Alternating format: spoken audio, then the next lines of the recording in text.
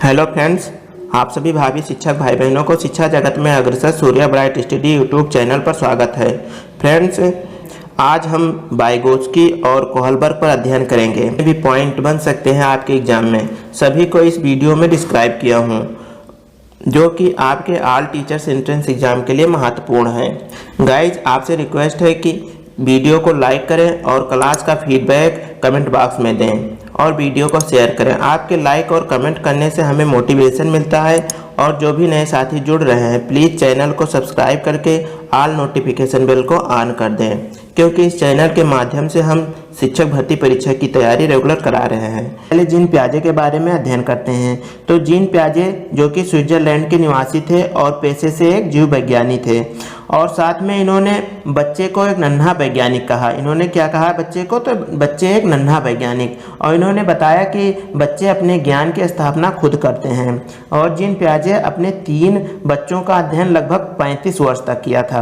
Guys, इन्होंने 35 वर्ष तक अपने स्वयं के 3 बच्चे पर अध्ययन किया था। आगे देखते हैं गाइज, पियाजे का भाषा विकास का सिद्धांत। भाषा विकास सिद्धांत के अंतर्गत भाषा का विभाजन इन्होंने 2 प्रकार से किया है, एक अहं केंद्रित भाषा और एक समाजीकृत भाषा। तो गाइज, अहं केंद्रित भाषा क्या होता है? अहं केंद्रित भाषा गाइज ये शैशवावस्था में होता है। शैशवावस्था में होने के साथ साथ ये एक तरफा होता है। गाइज, अहं केंद्रित भाषा शैशवावस्था में और एक तरफा होता है, अर्थात बच्चा केवल खुद के बारे में सोचता है अहं केंद्रित भाषा के अंतर्गत। जबकि समाजकृत भाषा, गाइस, समाजकृत भाषा 2 तरफा होता है, अर्थात ये बाल्यावस्था में होता है। और गाइज, अहं केंद्रित भाषा को हम स्वार्थी भाषा भी कहते हैं, स्वार्थी भाषा भी कहते हैं। आगे देखते हैं गाइज, विचार भाषा से पहले। गाइज, जीन पियाजे का बहुत ही इंपॉर्टेंट है विचार भाषा से पहले, जबकि लियो वाइगोत्स्की का है भाषा विचार से पहले। तो ये पॉइंट इंपॉर्टेंट है, याद रखने वाला है। विचार भाषा से पहले आता है, अर्थात हम ये कह सकते हैं, जैसे मान लीजिए कोई व्यक्ति है और दूसरे व्यक्ति को या किसी को कह रहा है तुम एक जानवर हो। तो गाइज, यहाँ पर हम ये नहीं बता सकते हैं कि उस जानवर को कह रहा है कि तुम एक जानवर हो या किसी व्यक्ति को कह रहा है कि तुम एक जानवर हो। अर्थात यहाँ भाषा से अर्थ का ज्ञान नहीं हो रहा है, अपितु वाक्य बोलने के पीछे का विचार महत्वपूर्ण है, अर्थात यहाँ पर विचार पहले आ रहा है, विचार महत्वपूर्ण है, अतः विचार भाषा से पहले है।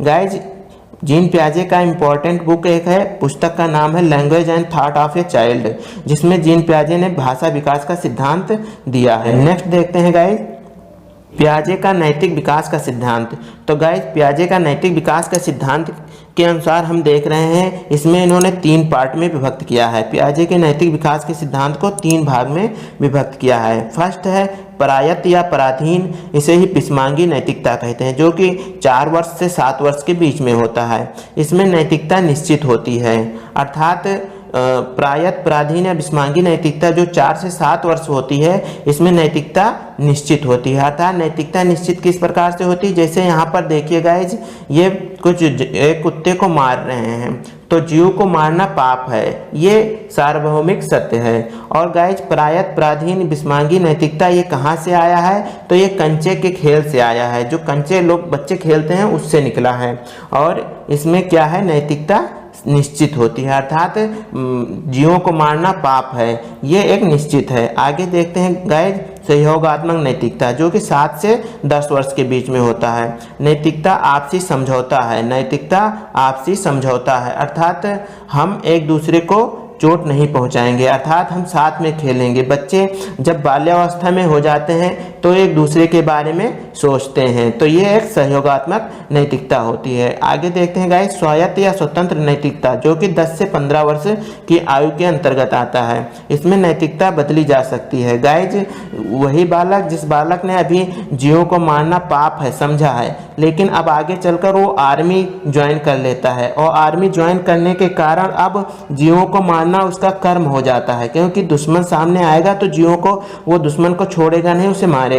तो यहाँ पर नैतिकता बदली जा सकती है। स्वायत्त स्वतंत्र नैतिकता के अंतर्गत नैतिकता को बदली जा सकती है, अर्थात जीवों को मारना पाप है, ये यहाँ पर गलत हो गया है। और गाइज, पियाजे के नैतिक विकास का सिद्धांत का बुक का नाम है the moral judgment of child. The moral judgment of child में इन्होंने नैतिक विकास के सिद्धांत पर लिखा हुआ है। आगे देखते हैं गाइज, तो गाइज अब देखते हैं संज्ञानात्मक विकास के चरण। पियाजे के संज्ञानात्मक विकास के चरण के अंतर्गत हम लोग पढ़ेंगे संवेदी पेशीय अवस्था, इंद्रिय जनित या इंद्रिय गामक अवस्था। इसी को संवेदी पेशीय, इंद्रिय जनित या इंद्रिय गामक अवस्था कहते हैं। ये जन्म से 2 वर्ष तक होता है। गाइज नेक्स्ट है प्राक या पूर्व संक्रियात्मक अवस्था, जो कि 2 वर्ष से 7 वर्ष होता है। और नेक्स्ट है गाइज ठोस या मूढ़ संक्रियात्मक अवस्था, ये 7 से 11 वर्ष होता है। और गाइज लास्ट होता है अमूर्त या औपचारिक संक्रियात्मक अवस्था, जो कि 11 से 15 वर्ष के बीच में होता है। अब गाइज हम इन चारों पॉइंट के बारे में डिटेल में पढ़ते हैं। तो गाइज यहाँ पर हम सबसे पहले संवेदी पेशीय अवस्था, इसी को इंद्रिय जनित अवस्था, इसी को इंद्रिय गामक अवस्था को पढ़ते हैं। इसकी उम्र क्या होती है, तो ये 0 से 2 वर्ष के बीच में होती है। गाइज इसके हर पॉइंट से को एग्जाम में प्रश्न बने हुए हैं, तो इसको ध्यान से पढ़ना। गाइज यहाँ पर वस्तु अस्थायित्व, वस्तु अस्थायित्व क्या होता है? वस्तु अस्थायित्व अर्थात न दिखने पर भी वस्तु का अस्तित्व रहता है। बच्चे को जो वस्तु नहीं दिखाई दे रहा है उस पर भी उसका अस्तित्व रहता है। नेक्स्ट प्रावर्तित क्रिया। प्रावर्तित क्रिया क्या होता है गाइज? प्रावर्तित क्रिया वो है जैसे बच्चे जिस कार्य को सीख जाते हैं उसको दोहराते रहते हैं। जैसे उंगली को चूसना, जैसे 1 साल से बड़ा बच्चा हो गया और पापा पापा बोलने लगा तो पापा पापा बोलता रहता है दिन में।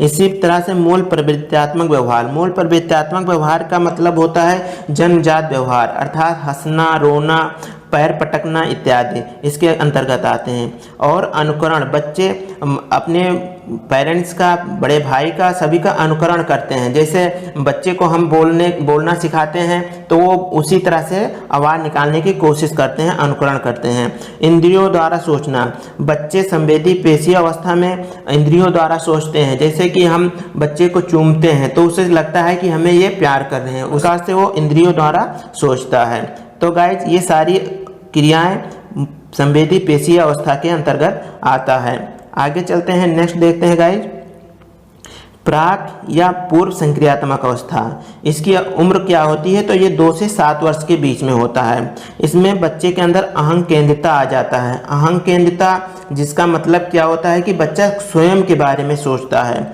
अर्थात बच्चे को अब स्वयं अपने बारे में सोचना रहता है, अपने भाई बहन या किसी अन्य के बारे में वो नहीं सोचता है और नहीं समझता है। अविलोम्यता, अविलोम्यता का ही नाम है उल्टावीपन या अनुत्क्रमणशीलता। बच्चे किसी बिंदु से आगे चले जाने के बाद लौट के वापस नहीं आ पाते हैं। जैसे गाइज हम बच्चे को मान लीजिए 2+3 सिखा रहे हैं, 2+3 = क्या हो गया? 5 हो गया। लेकिन गाइज अगर हम यहीं पर 3+2 लिख देंगे तो बच्चा नहीं समझ पाएगा कि ये 5 होगा। ये अविलोम्यता के अंतर्गत आता है गाइज। आगे देखते हैं संरक्षण का अभाव। संरक्षण का अभाव अर्थात बच्चे शुरुआती आकृति में किसी प्रकार का परिवर्तन होने पर शुरुआती आकृति को भूल जाते हैं। जैसे गाइज मान लीजिए यहाँ पर पानी का एक बूंद है, ये पानी का एक बूंद है, ये शुरुआती आकृति है, इसको देखा बच्चा, इसे याद है, लेकिन हमने इसमें कमल का फूल बनाने की कोशिश किया और ये कमल का फूल बना दिया। अब बच्चा शुरुआती आकृति को अपने भूल जाता है, अर्थात ये संरक्षण का अभाव है। यहाँ पर क्या है, तो संरक्षण का अभाव है। जीववाद, तो जीववाद क्या होता है गाइज? बच्चे अपने खिलौने को भ्रमवश जीवित समझते हैं। खिलौनों को क्या समझते हैं? जीवित समझते हैं। और गिनती वर्णमाला क्रम अर्थात पूर्व संक्रियात्मक अवस्था या प्राक संक्रियात्मक अवस्था के अंतर्गत बच्चे के अंदर गिनती वर्णमाला का क्रम आ जाता है। गाइज एग्जाम में ये पॉइंट ही दे देते हैं और पूछते हैं बच्चा किस अवस्था में है, तो हमें इन सारे पॉइंट को याद रखना है कि कौन से पॉइंट में बच्चा किस अवस्था में रहता है। जैसे अहं केंद्रित, अविलोम्यता, जीववाद, गिनती वर्णमाला, ये सारे पॉइंट हमारे किसके अंतर्गत हैं, तो प्राक संक्रियात्मक या पूर्व संक्रियात्मक अवस्था के अंतर्गत आते हैं। तो गाइस नेक्स्ट देखते हैं ठोस या मूढ़ संक्रियात्मक अवस्था। ठोस या मूढ़ संक्रियात्मक अवस्था जिसकी उम्र होती है 7 से 11 वर्ष। इसमें क्या होता है गाइस, जिसके अंतर्गत बच्चे के अंदर निम्न गुण आ जाते हैं, जैसे कि गणितीय संक्रिया, अर्थात बच्चे अब जोड़, घटाना, गुणा, भाग इत्यादि कर सकते हैं। इस उम्र में अर्थात ठोस या मूढ़ संक्रियात्मक अवस्था में बच्चे गणितीय संक्रिया, जोड़, घटाना, गुणा, भाग कर लेते हैं। विलोम्यता अर्थात अभी पूर्व संक्रियात्मक अवस्था में हम लोगों ने देखा है कि बच्चा 2 + 3 = 5 कर देने पर तो कर लेता है, लेकिन 3 + 2 = 5 नहीं कर पा रहा है। लेकिन यहाँ पर विलोमीयता आ जाता है गाइज, अर्थात ये दोनों चीज को सीख जाता है, समझ जाता है कि ये विलोमीयता है। आगे संरक्षण गाइज, यहाँ पर संरक्षण होता है, अर्थात ये किसी भी चित्र में परिवर्तित करने पर पुनः अपने उस प्रारंभिक अवस्था में पहुंच जाता है। केंद्रीकरण, केंद्रीकरण का अर्थ है गाइज एक ही समय में किसी वस्तु या विकार के कई पक्षों पर ध्यान देना, अर्थात यहाँ पर एक ही साथ में क्या अच्छाई है क्या बुराई है, इस क्वेश्चन में क्या करना चाहिए क्या नहीं करना चाहिए, इन सारे पॉइंट को वो समझने लगता है।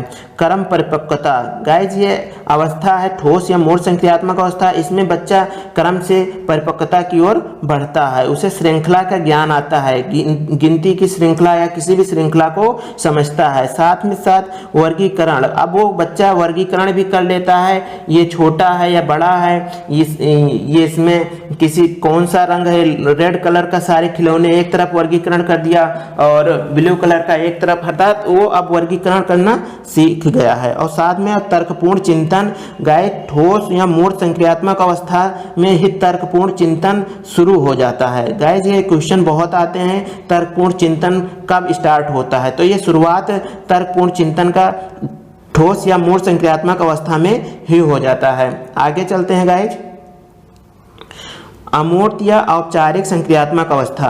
अमूर्त या औपचारिक संक्रियात्मक अवस्था 11 से 15 वर्ष के बीच में होता है। इसमें बच्चा अमूर्त चिंतन करने सीख जाता है, अर्थात बच्चे के अंदर अमूर्त चिंतन आ जाता है, तार्किक चिंतन आ जाती है और परिकल्पनात्मक चिंतन भी, सृजनात्मक चिंतन, अपसारी चिंतन, अर्थात बच्चे के अंदर सारे गुण आ जाते हैं जो कि आगे तार्किक, सृजनात्मक, अपसारी चिंतन, परिकल्पनात्मक चिंतन बच्चे के अंदर आ जाता है। गाइज हमने लगभग जीन पियाजे के प्रमुख शब्द जितने होते हैं सभी को कवर कर लिया है, केवल हमारा स्कीमा रह गया है। तो स्कीमा क्या होता है गाइज, तो स्कीमा बच्चे की सूचना का भंडार गृह, अर्थात स्कीमा को क्या कहते हैं, बच्चे अपने दिमाग में जानकारी व्यवस्थित करके रखते हैं उसे स्कीमा कहते हैं। जो बच्चे अपने दिमाग में जानकारी व्यवस्थित करके रखते हैं उसे स्कीमा कहते हैं, सूचना भंडार गृह कहलाता है। ओके गाइज, लेव वाइगोत्स्की। गाइस लेव वाइगोत्स्की के सिद्धांतों को पढ़ने से पहले हम लेव वाइगोत्स्की का थोड़ा सा परिचय ले लेते हैं। तो लेव वाइगोत्स्की ये एक मनोवैज्ञानिक थे, रूस के मनोवैज्ञानिक थे, जिनके प्रमुख सिद्धांत एवं शोध मानवीय चेतना, विकास एवं उसकी संरचना से संबंधित है, अर्थात इन्होंने मानवीय चेतना के विकास पर ज़्यादा जोर दिया है। तो गाइस लेव वाइगोत्स्की के सिद्धांत के कुछ नाम हैं जो इस प्रकार से हैं: सामाजिक अंतःक्रिया का सिद्धांत, सामाजिक संरचना का सिद्धांत, सामाजिक संज्ञानात्मक विकास का सिद्धांत, सामाजिक सांस्कृतिक विकास का सिद्धांत। गाइस यहाँ पर हम सबसे पहले समझ लेते हैं अंतःक्रिया क्या होता है। तो अंतःक्रिया, वाइगोत्स्की ने अंतःक्रिया को सीखने में महत्वपूर्ण स्थान दिया है। इसका अंतःक्रिया का योगदान सीखने में बहुत ही महत्वपूर्ण है। अंतःक्रिया के माध्यम से छात्र में स्वतः प्रेरणा उत्पन्न होता है, छात्र में स्वयं प्रेरणा उत्पन्न होता है और जो उसको सीखने में सहायता करती है। अंतःक्रिया एवं संबंधों के माध्यम से स्वयं छात्र अपने ज्ञान की वृद्धि करता है, ज्ञान के भंडार की वृद्धि करता है। तो यहाँ पर अंतःक्रिया के द्वारा बच्चा स्वयं अपने ज्ञान की वृद्धि करता है। गाइज अब सामाजिक अंतःक्रिया ये लेव वाइगोत्स्की का एक पासवर्ड मान लीजिए या ट्रिक मान लीजिए। सामाजिक अंतःक्रिया अर्थात बच्चा सामाजिक अंतःक्रिया के द्वारा सीखता है। अब हम सिद्धांत को कैसे याद रखेंगे, तो हम केवल याद हमें रखना है कि सामाजिक अंतःक्रिया क्या है। लेव वाइगोत्स्की का ट्रिक तो वो है सामाजिक अंतःक्रिया। सामाजिक अंतःक्रिया किस प्रकार से, जैसे सामाजिक संरचना, सामाजिक संरचना, आज समाज का संरचना किस प्रकार से करेंगे, तो सामाजिक संरचना अर्थात बच्चे अपनी सामाजिक संरचना अपने सामाजिक अंतःक्रिया के द्वारा करेंगे। सामाजिक संज्ञानात्मक विकास बच्चे का कैसे होगा, तो उसकी सामाजिक अंतःक्रिया के द्वारा होगा।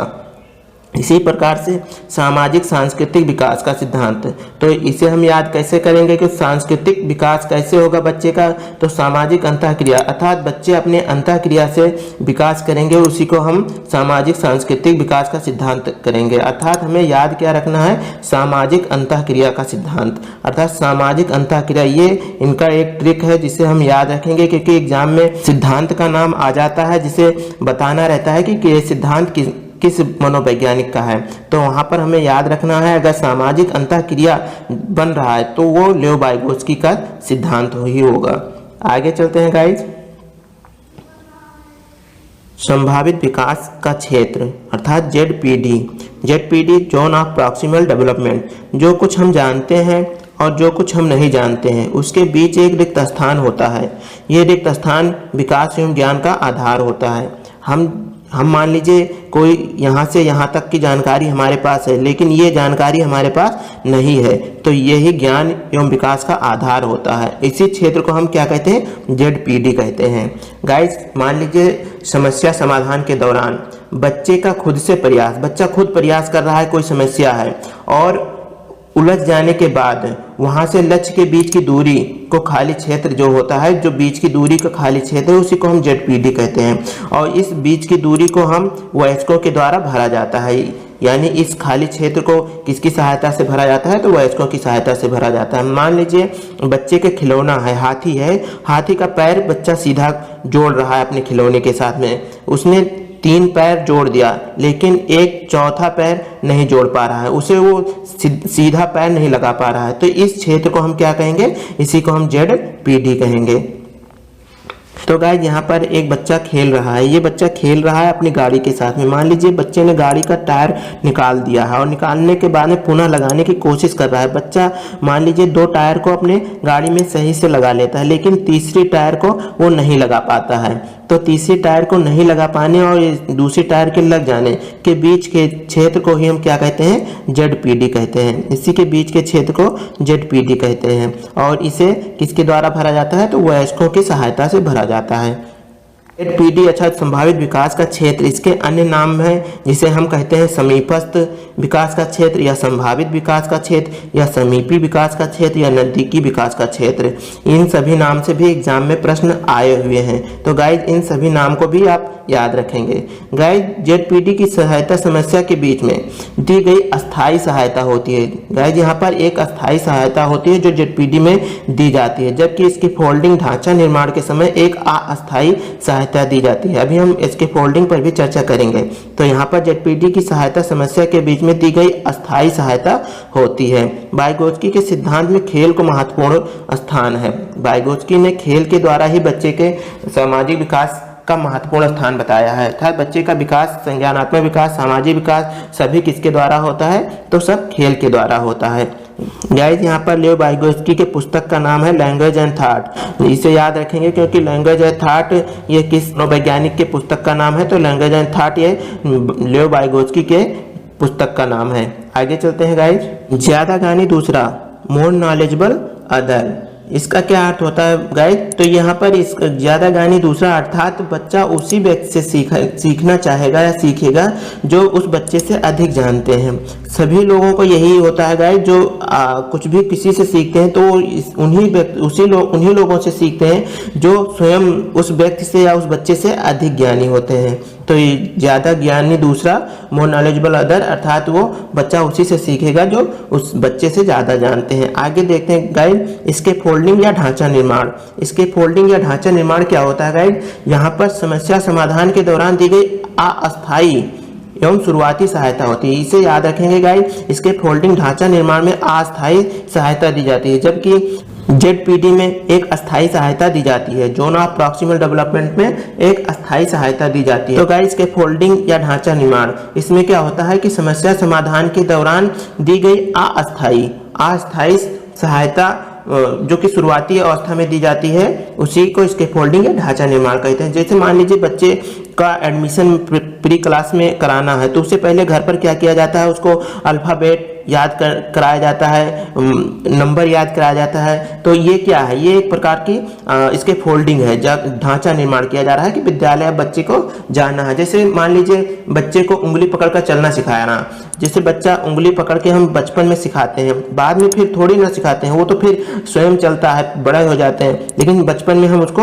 एक अस्थायी कुछ समय के लिए हम उसको उंगली पकड़कर चलना सिखाते हैं। ओके गाइस, आगे देखते हैं गाइस, भाषा विचार से पहले। गाइस लेव वाइगोस्की ने भाषा विचार से पहले कहा है, जबकि जीन पियाजे ने विचार भाषा से पहले कहा है। इसलिए हमें इस पॉइंट को याद रखना है, क्योंकि आता है एग्जाम में कि पूछ लिया विचार भाषा से पहले ये शब्द है, तो ये किसके लिए, किसका शब्द है, तो ये जीन पियाजे का शब्द हो जाएगा, जबकि भाषा विचार से पहले ये लेव वाइगोस्की का है। नेक्स्ट देखते हैं गाइज, बच्चों का खुद से बातें करना अपने कार्यों को दिशा देना है। इसे वाइगोस्की ने क्या कहा है, व्यक्तिगत वाक कहा है। बच्चों को खुद से बातें करना, अपने कार्यों को दिशा देना, इसे व्यक्तिगत वाक लेव वाइगोस्की ने कहा है। बच्चे अपने समवयस्कों के साथ अंतःक्रिया करके सीखते हैं। गाइस बिल्कुल समवयस्कों के साथ में बच्चे अंतःक्रिया के द्वारा अपने ज्ञान को बढ़ाते हैं। ओके गाइस, लॉरेंस कोहलबर्ग के नैतिक विकास के सिद्धांत के बारे में अध्ययन करेंगे। ये अध्ययन हिंज नामक एक व्यक्ति पर आधारित है, जिसकी पत्नी को एक प्रकार का कैंसर था, और इन्होंने 10 से 16 वर्ष के बच्चों पर यह अपना प्रयोग किए थे। विकास सीधी रेखा में नहीं होता है, बल्कि नैतिक दुविधा का परिणाम होता है। अर्थात विकास में एक बच्चे के अंदर एक नैतिक दुविधा होती है, उसी का परिणाम होता है। विकास सीधी रेखा में नहीं होता है, जिसे नैतिक तर्कण का भाग कहा गया है। कोहलबर्ग की सबसे आलोचनात्मक बात यह थी कि इन्होंने महिलाओं को कोई स्थान अपने प्रयोग में नहीं दिया है। इनकी एक प्रसिद्ध पुस्तक थी the psychology of moral development. इनकी प्रसिद्ध पुस्तक का क्या नाम था, कोहलबर्ग की प्रसिद्ध पुस्तक का नाम था the psychology of moral development. Next देखते हैं गाइज, नैतिक विकास के चरण। गाइज नैतिक विकास के चरण बहुत ही इंपॉर्टेंट है, प्रत्येक एग्जाम में इससे क्वेश्चन बने हैं। इसके 3 चरण हैं जो इस प्रकार से हैं, पूर्व परंपरागत, पूर्व नैतिक, पूर्व रूढ़िवादी अवस्था। ये तीनों नाम आ सकते हैं। इसकी उम्र होती है 3 से 10 वर्ष। गाइज कहीं कहीं पर ये 3 वर्ष की जगह पर 4 वर्ष भी दिया हुआ है, तो आप इसे 3 से 10 वर्ष ही अच्छे राइटर के बुक में मिलेगा आपको। सेकंड है परंपरागत रूढ़वादी नैतिक अवस्था, जो कि 10 से 13 वर्ष के बीच में होता है। और लास्ट है उत्तर परंपरागत, उत्तर नैतिक या उत्तर रूढ़वादी अवस्था, जिसकी उम्र है 15 से 16 वर्ष। तो गाइज अब हम इसका अध्ययन करते हैं। यहाँ पर पूर्व परंपरागत, पूर्व नैतिक, पूर्व रूढ़वादी अवस्था, जिसकी उम्र है 3 से 10 वर्ष। इसमें क्या होता है गाइज, इसमें अहम केंद्रित बच्चा एक साइड में होता है और एक तरफ दंड एवं आज्ञा पालन होता है, जिसके बीच में नैतिक दुविधा होती है। गाइज बच्चों के अंदर नैतिक दुविधा होती है, उस बच्चा नैतिक दुविधा में फंसा हुआ है कि अब वो क्या करे, क्योंकि ये स्वार्थी बच्चा है, अहम केंद्रित बच्चा है, और ये स्वार्थी बच्चा होने के नाते स्वयं अपने विषय में सोच रहा है। मान लीजिए ये बच्चा खिलौना खेल रहा है, तो सारे खिलौने खुद से खेल रहा है। यह अहम केंद्रित बच्चा खुद से सारे खिलौने खेल रहा है, जबकि माता पिता पेरेंट्स बोल रहे हैं कि कुछ खिलौने छोटे भाई को दो, कुछ खिलौने छोटे भाई को दो। तो अब बच्चा नैतिक दुविधा में, क्योंकि स्वार्थी बच्चा है, खिलौना नहीं देना चाह रहा है, लेकिन दंड अर्थात दंड के डर की वजह से उसे खिलौना देना पड़ रहा है। और दूसरी तरफ आज्ञा पालन कैसे होगा गाइज, क्योंकि स्वार्थी बच्चा है, लेकिन ये उम्र इसका क्या हो गया है, तो ये उम्र 3 से 10 वर्ष है। अब ना कि ये 3 वर्ष का है, ये मान लीजिए 5, 6, 7 वर्ष का है।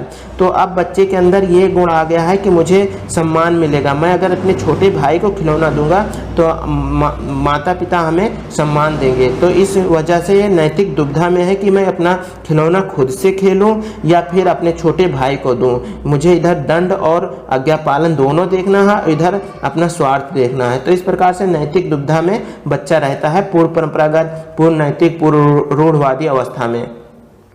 नेक्स्ट देखते हैं गाइज, परंपरागत रूढ़वादी नैतिक अवस्था, जिसमें 10 से 13 वर्ष आयु आती है। इसमें अच्छा लड़का अच्छा लड़की अवस्था होता है। अच्छा लड़का अच्छा लड़की अवस्था मतलब क्या होता है गाइज, इसमें अनुकरण के द्वारा सीखते हैं, सामाजिक अनुकरण के द्वारा। अर्थात यहाँ पर इस अवस्था में बच्चों में स्वीकृति पाने की, इसमें स्वीकृति पाने की तथा अस्वीकृति से दूर रहने की अप्रेरणा होती है। इसमें स्वीकृति पाने और अस्वीकृति से दूर रहने की अप्रेरणा होती है। इसमें क्या होता है कि बच्चे को ये होता है कि मान लीजिए पड़ोसी का लड़का इंजीनियर बन गया है, तो घर वालों की इच्छा होती है कि तुम भी इंजीनियरिंग की पढ़ाई करो। तो यहाँ पर सामाजिक अनुकरण का प्रभाव रहता है। जबकि इधर कानून और आत्मनिर्भर होता है। कानून आत्मनिर्भर में क्या होता है गाइज, इस स्तर पर बच्चे उन सभी क्रियाओं को सही समझता है जिससे उसे दूसरों की मदद होती है। अर्थात यहाँ पर भी बच्चा नैतिक दुविधा में फंसा हुआ है। इधर बच्चे की इच्छा है कि ये आत्मनिर्भर बनना चाहता है, आत्मनिर्भर बनना चाह रहा है बच्चा, और इधर क्या है कि पेरेंट्स बोल रहे हैं तुम्हें इंजीनियरिंग पढ़ना है। जबकि बच्चे को क्या पसंद है, बच्चे को पसंद है कि आर्टिस्ट बनना चाह रहा है। इधर वो आत्मनिर्भर स्वयं अपना निर्णय लेना चाहता है, जबकि इधर माता पिता के द्वारा निर्णय लिया जा रहा है। तो ये भी बच्चे के अंदर क्या है, एक नैतिक दुविधा है कि बच्चा क्या करे। आगे देखते हैं गाइज। लास्ट है गाइज उत्तर परंपरागत, उत्तर नैतिक या उत्तर रूढ़वादी अवस्था, जो कि 15 से 16 वर्ष होता है। इसमें क्या होता है, एक सामाजिक अनुबंध होता है, अपना अपना स्वार्थ रहता है, और दूसरी साइड में क्या होता है, सार्वभौमिक नैतिकता अर्थात परोपकार होता है।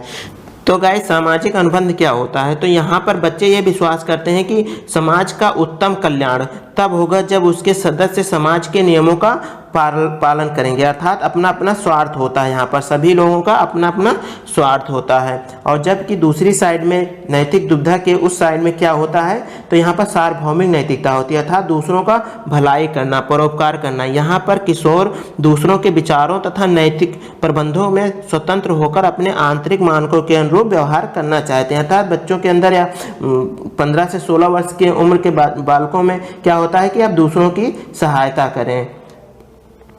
तो इस प्रकार से यहाँ पर गाइज उत्तर परंपरागत, उत्तर नैतिक, उत्तर रूढ़वादी अवस्था कंप्लीट होता है। इस तरह से यहाँ पर बच्चे के अंदर नैतिक दुविधा है। ओके गाइज, वीडियो सेशन कैसा लगा है प्लीज़ फीडबैक कमेंट बॉक्स में दीजिए, और वीडियो को लाइक एवं अपने फ्रेंड्स में शेयर करिए।